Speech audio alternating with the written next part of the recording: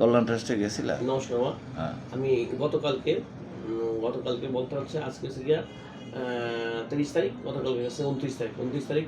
29শে April. 29শে April কল্যাণ ট্রাস্টের যে বলা দায়িত্ব যে আছে তার সাথে দেখা করছিলাম, জাহাঙ্গীর শেখ। সে আমাকে যাওয়ার পর আমাকে বলল যে আপনাদের মন্দিরে কোনো বরাদ্দ পান না আপনারা? আমি বলছি না, আমি মন্দিরে কোনো বরাদ্দ পাইনি। তো বলছে যে আপনি বরাদ্দ পাননি কেন? আমি বলছি বরাদ্দটা আপনারা দেননি। বলছে যে আপনাদের তো আপনাদের মন্দিরের কোনো রেজিস্ট্রেশন নেই।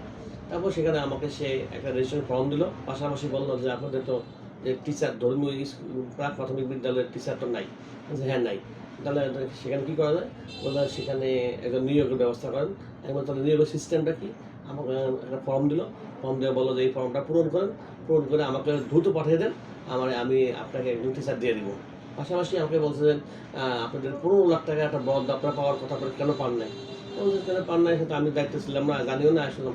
হ্যাঁ, আপনাদের একটা বরাদ্দ হয়েছিল, সেই বরাদ্দটা যে কোনো একটি হলো একজনে বরাদ্দটা অন্য মন্ত্রী নিয়ে গেছে। এখন আপনি এই রেজিস্ট্রেশন করেন, তো ধর্ম মন্ত্রণালয়ে যদি আপনি যোগাযোগ করেন, আপনার যদি ভালো জ্যাক থাকে, তাহলে ওইখান থেকে আপনি অনেক টাকা বরাদ্দ আনতে পারবেন। তো এখন এইগুলো পূরণ করতে হবে। হ্যাঁ, এখন এইগুলো পূরণ করে দিলে আমাদেরকে এটা বরাদ্দ আমরা পাইতে পারি।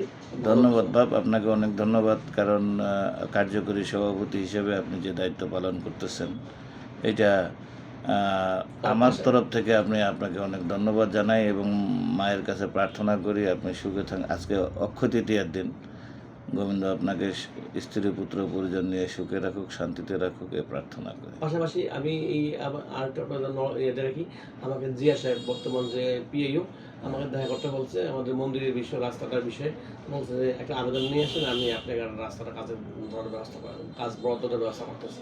আমি আজকে অলরেডি এখন বসে কম্পিউটার দরখাস্ত লিখে ফেলছি, এখন নিয়ে যাবো। ধন্যবাদ, ধন্যবাদ, ধন্যবাদ।